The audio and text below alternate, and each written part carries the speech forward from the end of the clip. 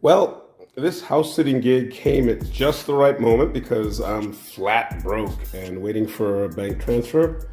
But it's great to be in a kitchen again, in an apartment, back at little brother Vinny's house. And I'm cooking some chicken because I went out to get some food and it was really expensive again and just not what I wanted.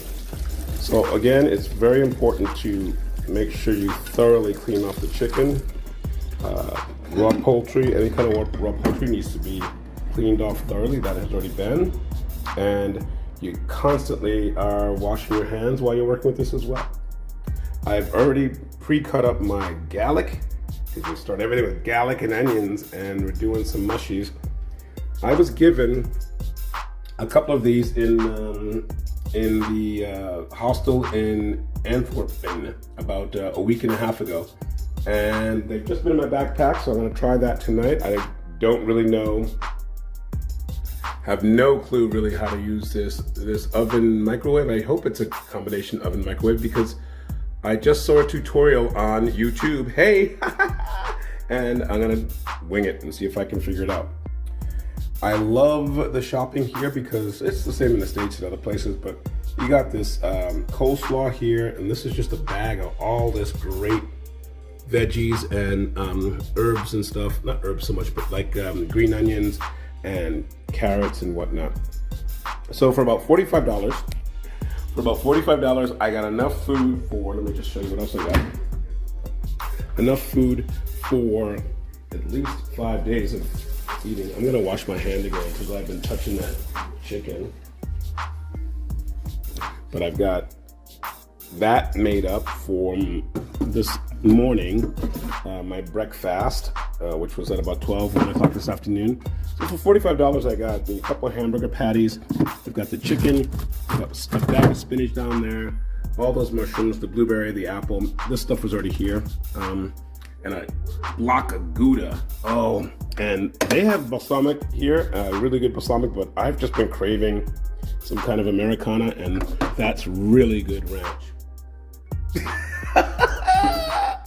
Did some hard-boiled eggs for the salads and just for being on the run, and there's 5 more eggs in there. Anyway, sometimes you're just winging it. So I've got the chicken here with some garlic and onions. I've got the rice I'm just heating up because it said 3 milliliters of water. I have no idea how much 3 milliliters of water is. I think it just needs to warm up. It's already been pre-cooked. So I'm gonna turn that one off because that looks like it's done. I've got some cabbage in the back with some mushies. I should have moved that to the front with the hotter heat. But I've got some garlic and onions as well in there. Got these mushies gonna be browning up. Flipping these now that the first side of these chickens are done. I'm gonna do a flip. Move that to the middle, a nice big fat piece. So we have some caramelized garlic, and we have some caramelized onions, and then we have some more al dente or crudo onions and garlic, just to give it all a different flavor. I probably should have waited to pour these other spices in. I'm smelling a lot of that. It's smelling very Vietnamese, actually. All these vegetables. So maybe that's what it says in Dutch. It's a Vietnamese packet. Anyway, let me put this damn thing down and get back to work. So we're finishing up on the sauteed pan here with the mushies and then the mixes from ground pepper. Maybe I should have put some tomatoes in there. The rice came out very fluffy and nice. I'm loving it. I'm going to turn this heat off, I think, in just a minute. So I have some mushrooms here that are more steamed from the heat of the chicken grilling here. And then I have more that are sauteed over there. So you got different flavors, different textures of the same vegetable. Or fungus, actually. Fungus among us. Yeah. One key addendum here. It was great to have 2 cutting boards. A cutting board just for the poultry, which is highly toxic, and then one cutting board for all the other stuff that's not, can't contaminate. So, and also for veggies, if you have vegetarians, that whole pan and this whole pan is all vegetarian, and then you're mixing the chicken on your own. I wanted to try their sauce. I don't know what this is. I don't read. Oh, this is like a curry. I might add some of this into one batch, maybe tomorrow night, because they got a whole jar of it and they're away for, yeah.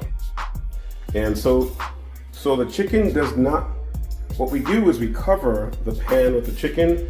If this was steak, a steak you wouldn't be doing this, but chicken, so it stays moist inside, it doesn't dry it out. So if this was fish, poultry or fish, I cover it so that it'll be like a convection boiler steamer. It'll keep it moist in there and not dry the inside of these chunks of chicken out. You do that especially if you have that thick ass fillet like that. If you have a thicker one, you want to put the lid on a lot sooner. And before I eat, I like to clean up as much as possible.